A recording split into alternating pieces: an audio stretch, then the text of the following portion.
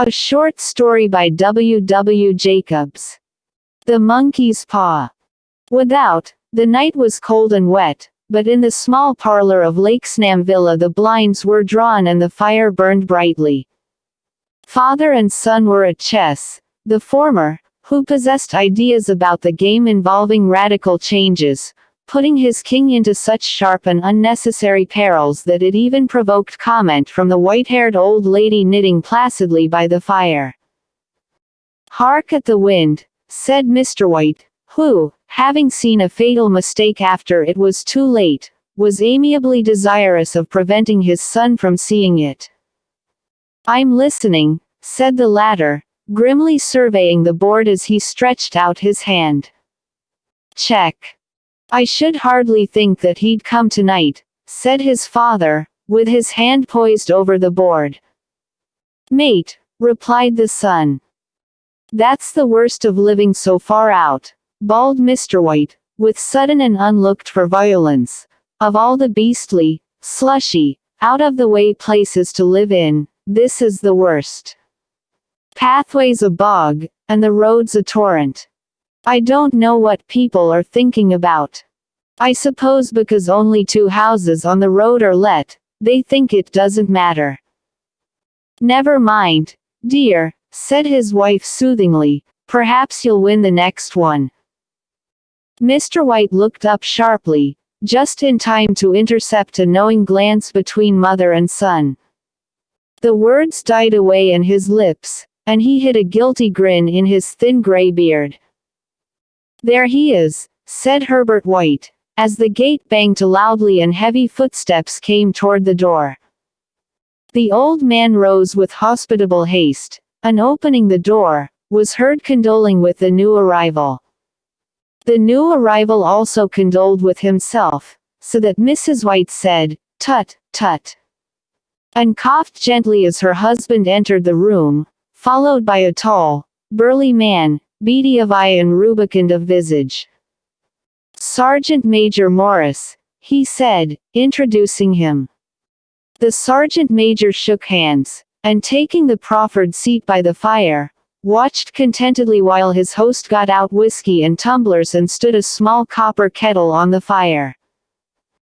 At the 3rd glass his eyes got brighter, and he began to talk, the little family circle regarding with eager interest this visitor from distant parts, as he squared his broad shoulders in the chair and spoke of strange scenes and doughty deeds, of wars and plagues and strange peoples. 21 years of it," said Mr. White, nodding at his wife and son. "When he went away he was a slip of a youth in the warehouse. Now look at him. He don't look to have taken much harm," said Mrs. White politely. "I'd like to go to India myself," said the old man, "just to look round a bit, you know." "Better where you are," said the sergeant major, shaking his head. He put down the empty glass, and sighing softly, shook it again. "I should like to see those old temples and fakirs and jugglers," said the old man. "What was that you started telling me the other day about a monkey's paw or something, Morris?" "Nothing," said the soldier hastily. "Leastways, nothing worth hearing." "Monkey's paw," said Mrs. White curiously. "Well, it's just a bit of what you might call magic, perhaps," said the sergeant major offhandedly. His 3 listeners leaned forward eagerly. The visitor absent-mindedly put his empty glass to his lips and then set it down again. His host filled it for him. "To look at," said the sergeant major, fumbling in his pocket, "it's just an ordinary little paw, dried to a mummy." He took something out of his pocket and proffered it. Mrs. White drew back with a grimace, but her son, taking it, examined it curiously. "And what is there special about it?" inquired Mr. White, as he took it from his son, and having examined it, placed it upon the table. "It had a spell put on it by an old fakir," said the sergeant major, "a very holy man. He wanted to show that fate ruled people's lives, and that those who interfered with it did so to their sorrow. He put a spell on it so that 3 separate men could each have 3 wishes from it. His manner was so impressive that his hearers were conscious that their light laughter jarred somewhat. "Well, why don't you have 3, sir?" said Herbert White cleverly. The soldier regarded him in the way that middle age is wont to regard presumptuous youth. "I have," he said quietly, and his blotchy face whitened. "And did you really have the 3 wishes granted?" asked Mrs. White. "I did," said the sergeant major, and his glass tapped against his strong teeth. "And has anybody else wished?" inquired the old lady. "The first man had his 3 wishes, yes," was the reply. "I don't know what the first 2 were, but the third was for death. That's how I got the paw."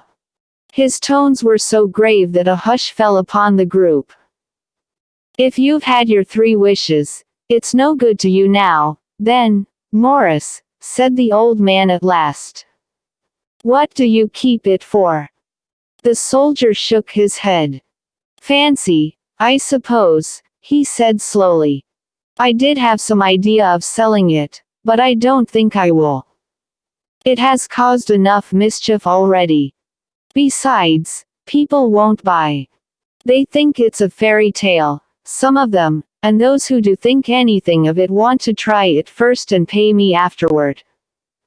"If you could have another 3 wishes," said the old man, eyeing him keenly, "would you have them?" "I don't know," said the other. "I don't know." He took the paw, and dangling it between his front finger and thumb, suddenly threw it upon the fire. White, with a slight cry, stooped down and snatched it off. "Better let it burn," said the soldier solemnly. "If you don't want it, Morris," said the old man, "give it to me." "I won't," said his friend doggedly. "I threw it on the fire. If you keep it, don't blame me for what happens. Pitch it on the fire again, like a sensible man." The other shook his head and examined his new possession closely. "How do you do it?" he inquired. "Hold it up in your right hand and wish aloud," said the sergeant major, "but I warn you of the consequences." "Sounds like the Arabian Nights," said Mrs. White, as she rose and began to set the supper. "Don't you think you might wish for 4 pairs of hands for me?" Her husband drew the talisman from his pocket and then all 3 burst into laughter as the sergeant major, with a look of alarm on his face, caught him by the arm. "If you must wish," he said gruffly, "wish for something sensible." Mr. White dropped it back into his pocket, and placing chairs, motioned his friend to the table. In the business of supper the talisman was partly forgotten, and afterward the 3 sat listening in an enthralled fashion to a second installment of the soldier's adventures in India. "If the tale about the monkey's paw is not more truthful than those he has been telling us," said Herbert, as the door closed behind their guest, just in time for him to catch the last train, "we shan't make much out of it." "Did you give him anything for it, father?" inquired Mrs. White, regarding her husband closely. "A trifle," said he, coloring slightly. "He didn't want it, but I made him take it. And he pressed me again to throw it away." "Likely," said Herbert, with pretended horror. "Why, we're going to be rich, and famous, and happy. Wish to be an emperor, father, to begin with, then you can't be henpecked." He darted around the table, pursued by the maligned Mrs. White armed with an antimacassar. Mr. White took the paw from his pocket and eyed it dubiously. "I don't know what to wish for, and that's a fact," he said slowly. "It seems to me I've got all I want. If you only cleared the house, you'd be quite happy, wouldn't you?" said Herbert, with his hand on his shoulder. Well, wish for £200, then, that'll just do it. His father, smiling shamefacedly at his own credulity, held up the talisman, as his son, with a solemn face somewhat marred by a wink at his mother, sat down at the piano and struck a few impressive chords. "I wish for £200, said the old man distinctly. A fine crash from the piano greeted the words, interrupted by a shuddering cry from the old man. His wife and son ran toward him. "It moved," he cried, with a glance of disgust at the object as it lay on the floor. "As I wished, it twisted in my hand like a snake." "Well, I don't see the money," said his son, as he picked it up and placed it on the table, "and I bet I never shall." "It must have been your fancy, father," said his wife, regarding him anxiously. He shook his head. "Never mind, though, there's no harm done, but it gave me a shock all the same." They sat down by the fire again while the two men finished their pipes. Outside, the wind was higher than ever, and the old man started nervously at the sound of a door banging upstairs. A silence unusual and depressing settled upon all three, which lasted until the old couple rose to retire for the night. "I expect you'll find the cash tied up in a big bag in the middle of your bed," said Herbert, as he bade them good night, "and something horrible squatting up on top of the wardrobe watching you as you pocket your ill-gotten gains." In the brightness of the wintry sun next morning as it streamed over the breakfast table, Herbert laughed at his fears. There was an air of prosaic wholesomeness about the room which it had lacked on the previous night, and the dirty, shriveled little paw was pitched on the sideboard with a carelessness which betokened no great belief in its virtues. "I suppose all old soldiers are the same," said Mrs. White. "The idea of our listening to such nonsense. How could wishes be granted in these days? And if they could, how could £200 hurt you, father?" "Might drop on his head from the sky," said the frivolous Herbert. "Morris said the things happened so naturally," said his father, "that you might, if you so wished, attribute it to coincidence." "Well, don't break into the money before I come back," said Herbert, as he rose from the table. "I'm afraid it'll turn you into a mean, avaricious man, and we shall have to disown you." His mother laughed, and following him to the door, watched him down the road, and returning to the breakfast table, was very happy at the expense of her husband's credulity. All of which did not prevent her from scurrying to the door at the postman's knock, nor prevent her from referring somewhat shortly to retired sergeant majors of bibulous habits, when she found that the post brought a tailor's bill. "Herbert will have some more of his funny remarks, I expect, when he comes home," she said, as they sat at dinner. "I dare say," said Mr. White, pouring himself out some beer, "but for all that, the thing moved in my hand, that I'll swear to." "You thought it did," said the old lady soothingly. "I say it did," replied the other. "There was no thought about it. I had just what's the matter." His wife made no reply. She was watching the mysterious movements of a man outside, who, peering in an undecided fashion at the house, appeared to be trying to make up his mind to enter. In mental connection with the £200, she noticed that the stranger was well dressed and wore a silk hat of glossy newness. 3 times he paused at the gate, and then walked on again. The 4th time he stood with his hand upon it, and then with sudden resolution flung it open and walked up the path. Mrs. White at the same moment placed her hands behind her, and hurriedly unfastening the strings of her apron, put that useful article of apparel beneath the cushion of her chair. She brought the stranger, who seemed ill at ease, into the room. He gazed furtively at Mrs. White, and listened in a preoccupied fashion as the old lady apologized for the appearance of the room, and her husband's coat, a garment which he usually reserved for the garden. She then waited as patiently as her sex would permit for him to broach his business, but he was at first strangely silent. "I was asked to call," he said at last, and stooped and picked a piece of cotton from his trousers. "I come from Ma and Megan's." The old lady started. "Is anything the matter?"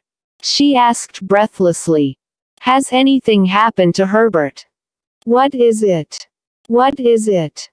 her husband interposed. There, mother," he said hastily. "Sit down, and don't jump to conclusions. You've not brought bad news, I'm sure, sir," and he eyed the other wistfully. "I'm sorry," began the visitor. "Is he hurt?" demanded the mother. The visitor bowed in assent. "Badly hurt," he said quietly, "but he is not in any pain." "Oh, thank God," said the old woman, clasping her hands. "Thank God for that. Thank—" She broke off suddenly as the sinister meaning of the assurance dawned upon her and she saw the awful confirmation of her fears in the other's averted face. She caught her breath, and turning to her slower-witted husband, laid her trembling old hand upon his. There was a long silence. "He was caught in the machinery," said the visitor at length, in a low voice. "Caught in the machinery," repeated Mr. White, in a dazed fashion. "Yes." He sat staring blankly out at the window, and taking his wife's hand between his own, pressed it as he had been wont to do in their old courting days nearly 40 years before. "He was the only one left to us," he said, turning gently to the visitor. "It is hard." The other coughed, and rising, walked slowly to the window. "The firm wished me to convey their sincere sympathy with you in your great loss," he said, without looking around. "I beg that you will understand I am only their servant and merely obeying orders." There was no reply. The old woman's face was white, her eyes staring, and her breath inaudible. On the husband's face was a look such as his friend the sergeant might have carried into his first action. "I was to say that Ma and Megan's disclaim all responsibility," continued the other. "They admit no liability at all, but in consideration of your son's services they wish to present you with a certain sum as compensation." Mr. White dropped his wife's hand, and rising to his feet, gazed with a look of horror at his visitor. His dry lips shaped the words, "How much?" £200, was the answer. Unconscious of his wife's shriek, the old man smiled faintly, put out his hands like a sightless man, and dropped, a senseless heap, to the floor. In the huge new cemetery, some 2 miles distant, the old people buried their dead, and came back to a house steeped in shadow and silence. It was all over so quickly that at first they could hardly realize it, and remained in a state of expectation, as though of something else to happen, something else which was to lighten this load, too heavy for old hearts to bear. But the days passed, and expectation gave place to resignation, the hopeless resignation of the old, sometimes miscalled apathy. Sometimes they hardly exchanged a word, for now they had nothing to talk about, and their days were long to weariness. It was about a week after that that the old man, waking suddenly in the night, stretched out his hand and found himself alone. The room was in darkness, and the sound of subdued weeping came from the window. He raised himself in bed and listened. "Come back," he said tenderly. "You will be cold." "It is colder for my son," said the old woman, and wept afresh. The sound of her sobs died away in his ears. The bed was warm, and his eyes heavy with sleep. He dozed fitfully, and then slept until a sudden cry from his wife awoke him with a start. The monkey's paw. She cried wildly. The monkey's paw. He started up in alarm. Where? Where is it? What's the matter? She came stumbling across the room toward him. I want it, she said quietly. You've not destroyed it. It's in the parlor, on the bracket, he replied, marveling.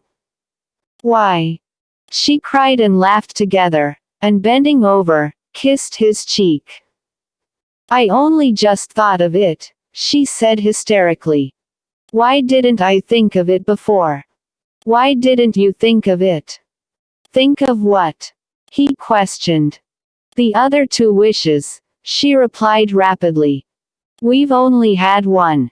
Was not that enough? He demanded fiercely. No, she cried triumphantly, we'll have one more. Go down and get it quickly, and wish our boy alive again. The man sat up in bed and flung the bedclothes from his quaking limbs. Good God, you are mad! He cried, aghast. Get it, she panted, get it quickly, and wish oh, my boy, my boy. Her husband struck a match and lit the candle. Get back to bed, he said unsteadily. You don't know what you are saying. We had the first wish granted, said the old woman feverishly, why not the second? A coincidence, stammered the old man. Go and get it and wish, cried the old woman, and dragged him toward the door. He went down in the darkness, and felt his way to the parlor, and then to the mantelpiece. The talisman was in its place, and a horrible fear that the unspoken wish might bring his mutilated son before him ere he could escape from the room seized upon him, and he caught his breath as he found that he had lost the direction of the door. His brow cold with sweat, he felt his way around the table, and groped along the wall until he found himself in the small passage with the unwholesome thing in his hand. Even his wife's face seemed changed as he entered the room. It was white and expectant, and to his fears seemed to have an unnatural look upon it. He was afraid of her. Wish! She cried, in a strong voice. It is foolish and wicked, he faltered. Wish! Repeated his wife. He raised his hand. I wish my son alive again. The talisman fell to the floor, and he regarded it shudderingly. Then he sank trembling into a chair as the old woman, with burning eyes, walked to the window and raised the blind. He sat until he was chilled with the cold, glancing occasionally at the figure of the old woman peering through the window. The candle end, which had burned below the rim of the china candlestick, was throwing pulsating shadows on the ceiling and walls, until, with a flicker larger than the rest, it expired. The old man, with an unspeakable sense of relief at the failure of the talisman, crept back to his bed, and a minute or 2 afterward the old woman came silently and apathetically beside him. Neither spoke, but both lay silently listening to the ticking of the clock. A stair creaked, and a squeaky mouse scurried noisily through the wall. The darkness was oppressive, and after lying for some time screwing up his courage, the husband took the box of matches, and striking one, went downstairs for a candle. At the foot of the stairs the match went out, and he paused to strike another, and at the same moment a knock, so quiet and stealthy as to be scarcely audible, sounded on the front door. The matches fell from his hand. He stood motionless, his breath suspended until the knock was repeated. Then he turned and fled swiftly back to his room, and closed the door behind him. A third knock sounded through the house. What's that? Cried the old woman, starting up. A rat, said the old man, in shaking tones, a rat. It passed me on the stairs. His wife sat up in bed listening. A loud knock resounded through the house. It's Herbert. She screamed. It's Herbert. She ran to the door, but her husband was before her, and catching her by the arm, held her tightly. "What are you going to do?" he whispered hoarsely. "It's my boy, it's Herbert," she cried, struggling mechanically. "I forgot it was 2 miles away. What are you holding me for? Let go. I must open the door. For God's sake, don't let it in," cried the old man, trembling. "You're afraid of your own son," she cried, struggling. "Let me go. I'm coming, Herbert, I'm coming." There was another knock, and another. The old woman with a sudden wrench broke free and ran from the room. Her husband followed to the landing, and called after her appealingly as she hurried downstairs. He heard the chain rattle back and the bottom bolt drawn slowly and stiffly from the socket. Then the old woman's voice, strained and panting. "The bolt," she cried loudly. "Come down. I can't reach it." But her husband was on his hands and knees, groping wildly on the floor in search of the paw. If he could only find it before the thing outside got in. A perfect fusillade of knocks reverberated through the house, and he heard the scraping of a chair as his wife put it down in the passage against the door. He heard the creaking of the bolt as it came slowly back, and at the same moment, he found the monkey's paw, and frantically breathed his third and last wish. The knocking ceased suddenly, although the echoes of it were still in the house. He heard the chair drawn back and the door opened. A cold wind rushed up the staircase, and a long, loud wail of disappointment and misery from his wife gave him courage to run down to her side, and then to the gate beyond. The street lamp flickering opposite shone on a quiet and deserted road.